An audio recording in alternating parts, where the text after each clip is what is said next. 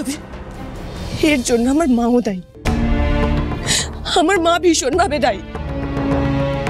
মা যদি আমাকে একটু বোঝাতো তাহলে হয়তো আমি এই ভুল পথে যেতামই না।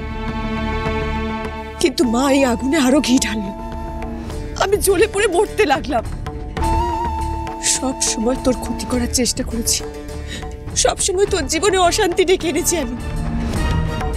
তারপরও তুই আজকে আমাকে বাঁচালি। কেন বাঁচালি? কেন বল? চাইলে আমাকে মরতে দিতে পারতিস, তাহলে তোর জীবনের সব থেকে বড় শত্রু মরে যেত। ভাগ্যশ্রী বর্দি, আমি তো মানুষ রে। আমার সামনে একটা মানুষকে আমি মৃত্যুর মুখে ঠেলে দেব, তাও কি না সম্পত্তির জন্য। পৃথিবীর যত মূল্যবান সম্পত্তিই হোক না কেন, সেটা কোনো মানুষের প্রাণের থেকে বেশি দামি হতে পারে না রে।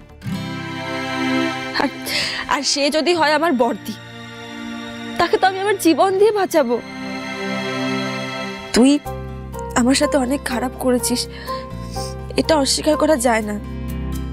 কিন্তু এটাও তো অস্বীকার করা যায় না রে বর্দি, যে তোদের কাছে আমার অনেক ঋণ। আমি সারা জীবনেও সেই ঋণ শোধ করতে পারবো না। আমার মা যখন আমাকে ফেলে দিয়ে চলে গেছিল, তখন তো তোরাই আমাকে আশ্রয় দিয়েছিলি।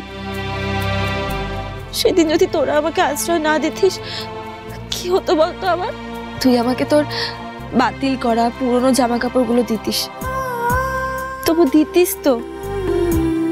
পাড়ার লোক আমাকে ভালো বলুক খারাপ বলুক, তাতে আমার কোনো যায় আসে না।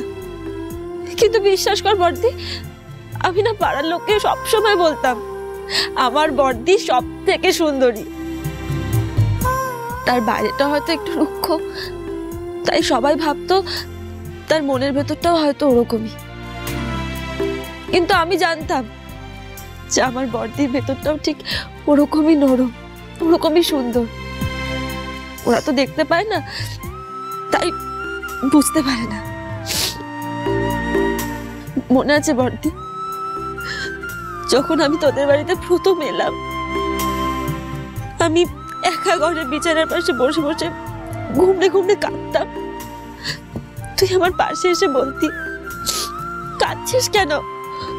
পিসির জন্য? আরে আমরা তো আছি, আমি না তোর বর্দি? সেই আমরা আছি, আমি না তোর বর্দি বলা মেয়েটা কোথায় যেন হারিয়ে গেছিল রে। হয়তো অন্ধকারে হারিয়ে গেছিল, পথ খুঁজছিল। আমি কিন্তু জানতাম সেই মেয়েটা একদিন ঠিক পথ খুঁজে পাবে, আর আমার কাছে এসে আবার বলবে, আমি না তোর বর্দি?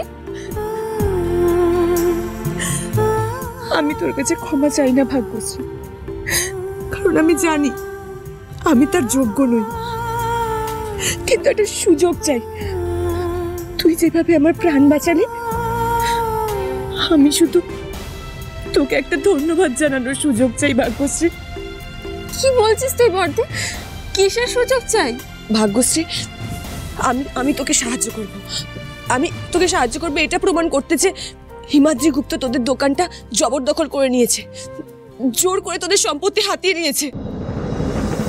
তোদের পুরো সম্পত্তি ভয় দেখিয়ে জালিয়াতি করে কেড়ে নিয়েছে। তোকে যাবতীয় প্রমাণ জোগাড় করে দেবো আমি। তোদের এই বাড়ি ছেড়েও যেতে হবে না, আর দোকানটাকেও হারাতে হবে না। দেখিস, আমি কিছুতেই এটা হতে দেব না। তুই সত্যি বলছিস? হ্যাঁ রে, সত্যি। আমি তোদের উপরে অনেক অন্যায় করেছি, অনেক অত্যাচার করেছি। এমনকি আমার মায়ের মতো লক্ষ্মী জেঠিমার উপরেও আমি অত্যাচার করেছি। সেটা ভাবলেই আমার ঘেন্না হয়। আমি এই ভুলটা শুধু শোধরাতে চাই, বিশ্বাস কর, যাতে যেদিন আমি মরে যাব সেদিন তুই আর রিয়া আমাকে দিদি না মানলেও অন্তত এক ফোঁটা চোখের জল ফেলে বলতে পারিস যে আমার বর্দিকে আমরা যতটা খারাপ ভেবেছিলাম, বর্দি অতটা খারাপ ছিল না। চুপ, একদম চুপ। বর্দি, আমরা 3 বোন আরো অনেক বছর আনন্দে কাটাবো, ভালো থাকবো রে। আমি তো শুধু এটুকুই চেয়েছিলাম রে বর্দি, যে তুই ঠিক ভুলের পার্থক্যটা বুঝতে পারিস, নিজের নিজের দোষটা স্বীকার করিস। এবার আমার আর কি চাই বলতো? অনেক থেকে শিখলাম রে, নিজের স্বার্থ আঁকড়ে ধরে আমি অন্ধ হয়ে গেছিলাম। নিজের স্বার্থের বাইরে আমি কিছুই দেখতে পাচ্ছিলাম না। প্রতিশোধ নেওয়া ছাড়া আর কিছুই বুঝতে পারছিলাম না। কিন্তু আমি আজ স্পষ্ট বুঝতে পেরেছি, সেদিন টাকার জন্য বোধায়নের সাথে বিয়েটা অস্বীকার করা আমার জীবনের সব থেকে বড় ভুল ছিল। যদি তোর মতো হতে পারতাম রে ভাগ্যশ্রী, তাহলে আজকে আমি কত সুখী হতাম। কিন্তু আজ আমার আর কোনো আফসোস নেই। তোকে আর বোধায়নকে একসাথে সুখী থাকতে দেখে আমি বিশ্বাস কর সত্যি মন থেকে খুব খুশি। আমার ভাগ্যে হয়তো একা থাকার শাস্তিই লেখা আছে। মোটেই না।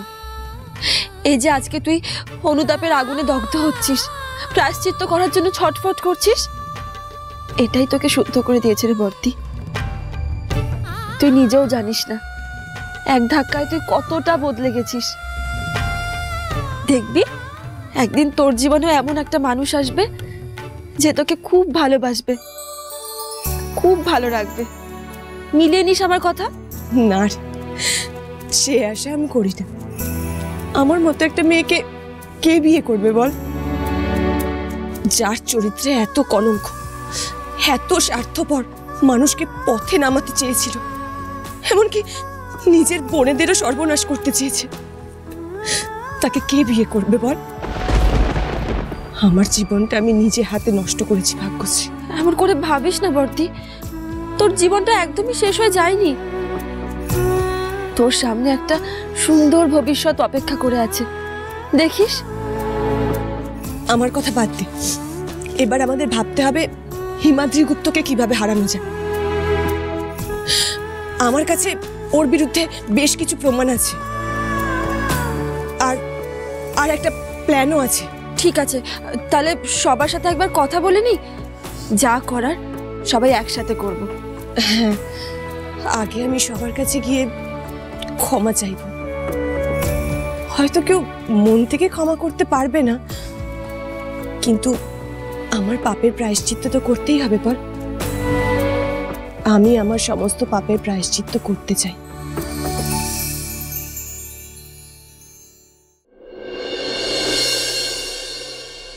থ্যাংক ইউ রিয়া, তুই আজ তো দিদির সাথে টক্কর দিলি আমাদের পরিবারের জন্য।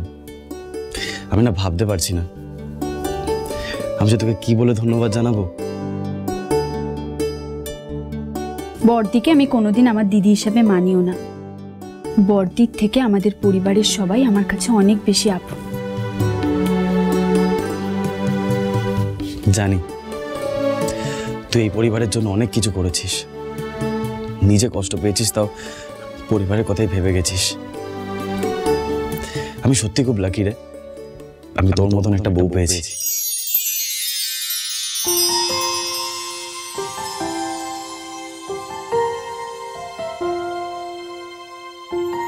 বউ? বই তো, আমি আর তুই একই ঘরে থাকি, তুই আমার নামে সিঁদুর পড়িস, বউ না তো আর কি। তাই নাকি? ভাগ্যিস বললি। আমার তো এতদিনই মনে হয়নি যে তোর আর আমার মধ্যে এমন কোনো সম্পর্ক আছে। আর আগের দিন তো তুই নিজেই বললি, তাই না, আমরা শুধুই রুমমেট। ভুল তো কিছু বলিনি, আমরা তো রুমমেটেরই মতো। আর আমি জানি তুই আমাকে খুব একটা পছন্দ করিস না। কাঁদতে কাঁদতে বিয়ের পিড়িতে বসেছিলি, সব মনে আছে, আমার কিছু ভুলিনি।